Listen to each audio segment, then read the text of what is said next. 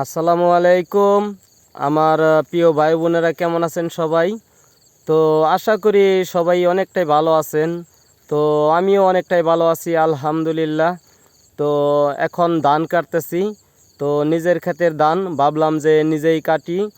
তো এইবার ধান কাটা কামলার যেই দাম, তো সেজন্য নিজের ধান নিজেই কাটতেছি। তো আসলেও কষ্ট না করলে বোঝা যায় না যে আসলেও মানুষ কতটা কষ্ট করে।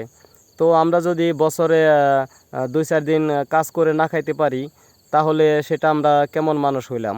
তো সেজন্য চিন্তা করলাম যে এবার নিজের ধান নিজেই কাটবো, কোনো কামলা নেব না। তো 3-4 দিন যাবৎ অনেক পরিশ্রম করে আসলেও ধানগুলি কাটলাম। তো এখন আমি ধানের এই যে বোঝা বানতেছি, তো ধান মাথায় করে নিব। তো আসলেও এটা কিন্তু আমাদের গ্রামের একটা ঐতিহ্যবাহী সৌন্দর্য, যে বড় ধান কাটার সময় হইলে আমরা দেখতে পাই সেই গ্রামের সুন্দর দৃশ্যগুলি। তো আসলেও যখন ধান রোপণ করে তখনই একরকম সৌন্দর্য, আর যখন ধান কাইটা বাড়িতে ওঠায় তখন কিন্তু অন্যরকম একটা আনন্দ হয়। তো আসলেও কোনো কাজকে ছোট করে দেখতে নাই। তো আমি এই যে দেখেন এখন ধানগুলি মাথায় করে বাড়িতে নিতেছি।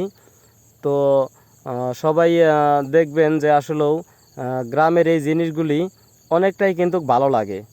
তো দেখেন কত সুন্দর একটা প্রাকৃতিক সৌন্দর্য। তো এটা আমাদের বাংলাদেশের একটা গর্ব যে আমরা এত সুন্দর ফসল ফলাই।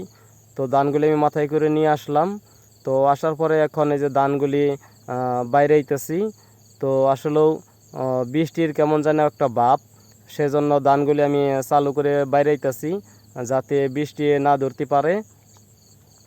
তো ভিডিওটি যদি আপনাদের ভালো লাগে, অবশ্যই লাইক কমেন্ট করবেন। তো এরকম আরও সুন্দর সুন্দর ভিডিও পেতে অবশ্যই পেজটা ফলো করে রাখবেন। তো যারা আমার ভিডিও দেখেন, তো সকলকেই জানাই আমার অন্তর থেকে বুক ভরা ভালোবাসা। তো সবাই ভালো থাকবেন, সুস্থ থাকবেন। সবার জন্যই আসলেও দোয়া করি আল্লাহ পাক যেন সবাইকে সুস্থতা দান করে। তো আজকের মতো এ পর্যন্তই। তো সবাই ভালো থাকবেন।